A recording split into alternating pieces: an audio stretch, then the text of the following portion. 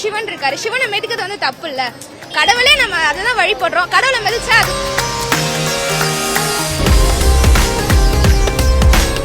மக்களுக்கு புரிதல். ஏன்னா சித்தர்கள் போற வழியில இவங்களும் போடணும்னு நினைக்கிறாங்க. சித்தர்கள் போய் வரம் வாங்கி தருவாங்க. இப்போ ஐயர் இருக்கிறாங்க, ஐயர் உள்ள இருந்து பூஜை பண்றாங்க. அவங்க தானே எல்லாமே திருநூறுல இருந்து எல்லாமே வேண்டிட்டு கொடுக்குறாங்க. நீ போய் உள்ள போய் ஆகம விதிப்படி பார்த்தோன்னாக்கா இந்த கோயிலில் என்ன சொல்லுவாங்க, இந்த தீபத்தை அன்னைக்கு மட்டும் பருவத குல ஒரு சமூக சார்ந்தவங்க மட்டும்தான் ஏறணும்னு சொல்லி அப்போ ஒரு தன்னுடைய தாய் தலைமையில காலை வச்சு ஏறி உட்காந்து அழகு பார்க்க முடியுமா? முடியாது. அது மாதிரி இப்ப இருக்கிறது நீங்க பாத்தீங்கன்னாக்கா எல்லாரையும் ஏத்துறாங்க. விஐபிங்கன்றதை ஏத்துறாங்க. விஐபி நிறுத்தி தான் விஐபி. அவருக்கு விஐபி நாங்க தான். அன்பே சிவம், ஹர் மகாதே, ஓம் நம சிவம். மலை ஏறுறதுன்னு வந்துட்டு என்னோட ஃபேவரா சொல்லல. பட் வந்துட்டு மேல வந்துட்டு சிவன் இருக்காரு. சிவன் இருக்கிறதுனால வந்துட்டு இங்க ஃபேமஸே வந்துட்டு திருவண்ணாமலை தான் வந்துட்டு. அதனால மலை ஏறக்கூடாதுன்னு தான் என்னோட சார்பு நான் சொல்லுவேன். ஏன் அப்படின்னா வந்துட்டு மேல வந்துட்டு சிவன் இருக்காரு. சிவனை மிதிக்கிறது வந்து தப்பு இல்ல. கடவுளே நம்ம அததான் வழிபடுறோம். கடவுளை மிதிச்சா அது தெய்வ குத்தம் இல்ல. அதுக்குன்னு வழிபடுறது வந்துட்டு பக்த பூசாரிங்களா இருக்காங்க. அவங்க தான் வந்துட்டு அதை வழிபடுறாங்க. சிவனை வழிபடுற எப்படி சொல்றதுன்னா அவங்க தான் வந்துட்டு பூஜைலாம் பண்றாங்க. அப்ப அவங்களுக்கு நிறைய வந்துட்டு தெரியும். அதை பத்தி நிறைய தெரியும். சிவன் மேல இருக்காரு. எப்படி நம்ம அதை வந்துட்டு எப்படி சொல்றது, எப்படி வழிபடுறதுன்னு வந்துட்டு அவங்களுக்கு தான் தெரியும். அதனால அவங்க கரெக்டா அது பண்ணுவாங்க. ஆனா நம்ம பண்றது தப்பு இல்ல. வருஷம் பாக்குறோம் இந்த மலை மேல ஏறுறது. அதெல்லாம் கைலாசம் சிவனுடைய வாசஸ்தலம். அருணாச்சலம் சுவாமியே தான், சிவனே தான் இந்த மலை. ஆனா வருஷம் இவ்வளவு பேர் மலை மேல ஏறுறது ரொம்ப கஷ்டமா இருந்தது.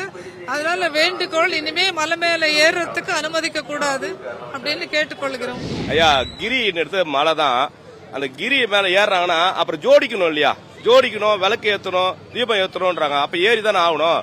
ஒத்துப்பட்ட ஜனத்தை ஏத்தக்கூடாது, சித்தர்களை ஏத்தலாம். சித்தர்களை ஏத்தி அவங்க போயிட்டு அந்த ஜோதியில கைய வச்சு அந்த ஒரு வரத்தை வாங்கிட்டு மக்களுக்கு ஒரு திருநீரா கொடுக்கலாம். அதுக்கு அவங்க ஏறலாம். ஒத்துப்பட்ட மக்களும் ஏறக்கூடாது தலைமையில. தன்னுடைய தாய் தலைமையில காலை வச்சு ஏறி உட்காந்து அழகு பார்க்க முடியுமா? முடியாது. அது மாதிரி அந்த மலையை ஏறுறது ஒரு சில விதிகள்லாம் இருக்கு. சாதுக்கள், குருமார்கள், துறம் போன்றவங்க, ஆன்மீக வழியில் இருக்கிறவங்களாம் அவங்களுக்கே விதிமுறை இருக்கு. எல்லாரும் ஏறுறதுன்றது ஒரு கேள்விக்கு தான். இந்த திருவண்ணாமலை மட்டும் இல்லை, அது சுற்றி நிறைய மலைகள் இருக்கு. எங்க ஊர் கோணமலை, மழவந்தாங்கல் கோணமலை இருக்கு. அங்கேயும் இயற்கை பாதிப்பு தான். அதுக்காக சுவாமியை குறை சொல்லணும்னா மனிதர்கள் நம்ம என்ன செய்யறோம்? ஆகம விதிப்படி பார்த்தோன்னாக்கா இந்த கோயிலில் என்ன சொல்லுவாங்க, இந்த தீபத்தை அன்னைக்கு மட்டும் பருவத குல ஒரு சமூக சார்ந்தவங்க மட்டும்தான் ஏறணும்னு சொல்லி அப்போ ஒரு கட்டளை இருக்கு. அவங்க அந்த தீபத்தை ஏற்றி அந்த கொப்பரையில் எண்ணெய் ஏற்றும் போறதுக்கான அத்தனை உரிமை அவங்ககிட்ட தான் இருக்கு. அவங்க மட்டும்தான் அதை செய்யணும்.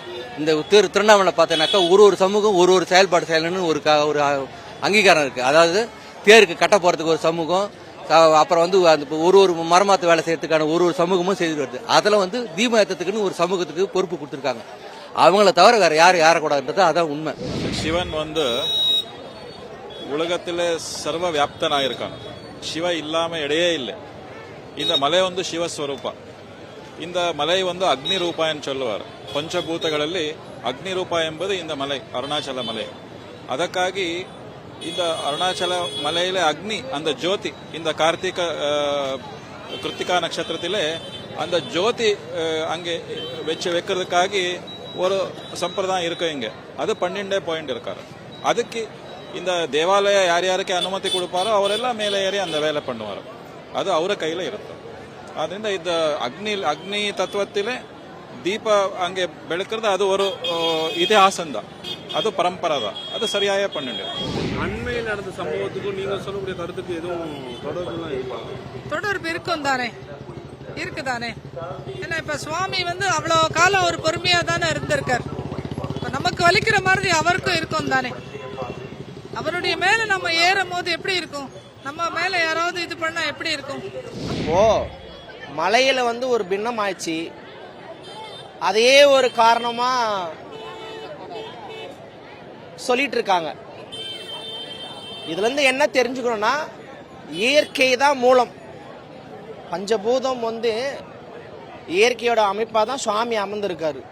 அது ரெண்டுமே இரண்டரை கலந்து வழிபாடு செஞ்ச அந்த பஞ்சபூதத்தை வந்து உணர்ந்து நாம் செயல்படுத்தோன்றதுக்கு தான் இந்த பஞ்சபூத வடிவமா அக்னியா சுவாமி ஜோதி சொரூபமா லிங்கோத்பவ வடிவமா ஆதியும் அண்டமும் அதியும் காணாத ஒரு ஜோதி பிழம்பா லிங்கோத்பவ வடிவா இருக்காரு. அப்பேற்பட்ட ஒரு மலையில பின்னமாகுது சொல்லுவாங்க, அது டச் கூட பண்ண முடியாது, அப்படி ஒரு காந்த மலை. இது வந்து ஒரு ஆன்மீக பூமி.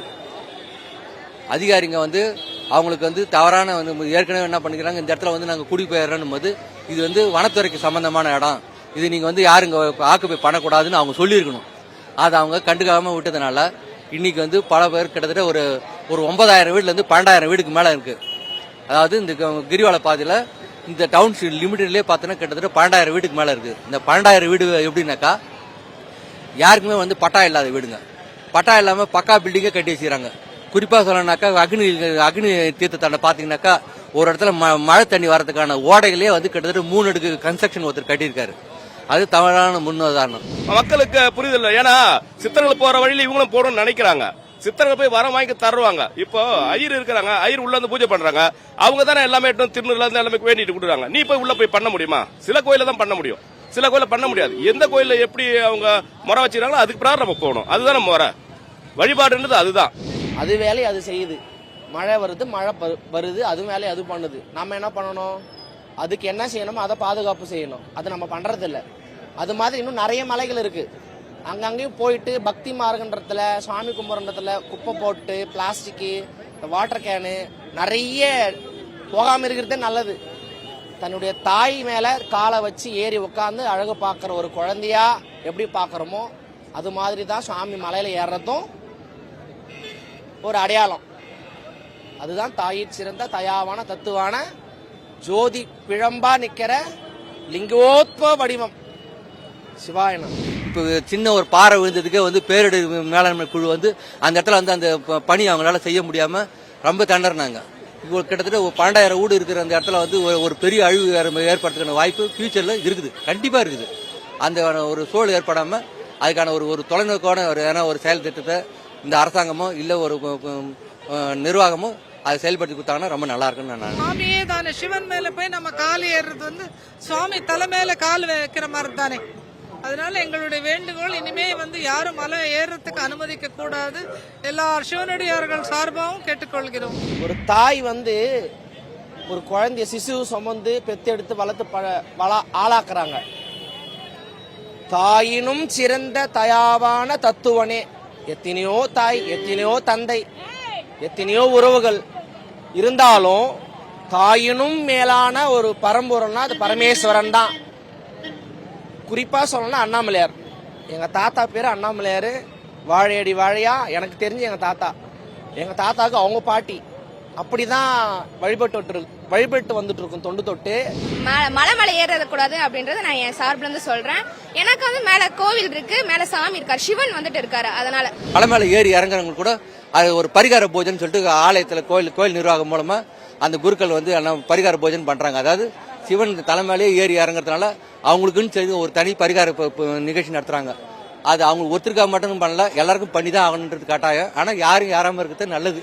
நான் சொல்றது என்னோட கருத்து அதுதான். ஏன்னாக்கா அப்படி ஏறிதான் ஆகணும்னு முடிவு பண்ணாங்கனாக்கா அந்த யாருக்கு அந்த கட்டளைதாரர் இருக்காங்களோ அவங்கள தவிர வேற யாரும் ஏறக்கூடாதுன்னு சொல்லி ஒரு முடிவு பண்ணணும். இப்ப கிரின்னு எடுத்து நம்ம தலை, அந்த தலைக்கு உச்சில ஏறுவது சில பேரால் தான் அது ஏற முடியும். ஏன்னா அந்த வேண்டுதலை வச்சு அந்த விரதம் இருந்து ஏறுவாங்க. சித்தர்கள் வந்து தகுதியோட ஏறுவாங்க. சித்தர் என்ற நிலையில ஏறி அந்த ஒரு வரத்தை வாங்கி வந்து கொடுக்கறது தான் அவங்க ஏறுவாங்க. சித்தர்களை ஏத்தலாம், பொதுமக்கள்லாம் ஏத்தக்கூடாது. அது தவறாதான் சொல்லுவேன். இப்ப இருக்கிறது நீங்க பாத்தீங்கன்னாக்கா எல்லாரையும் ஏத்துறாங்க. விஐபிங்கன்றதை ஏத்துறாங்க. விஐபி நிறுத்தி தான் விஐபி. அவருக்கு விஐபி நாங்க தான், வேற யாரெல்லாம் விஐபி. இவங்க விஐபி நிறுத்தி வேற ஆள்லாம் அழைப்பு கொடுப்பாங்க. அவ்வளவுதான். சரியா? அன்பே சிவம். ஹர் ஹர் மகாதேவ். ஓம் நம சிவாய்.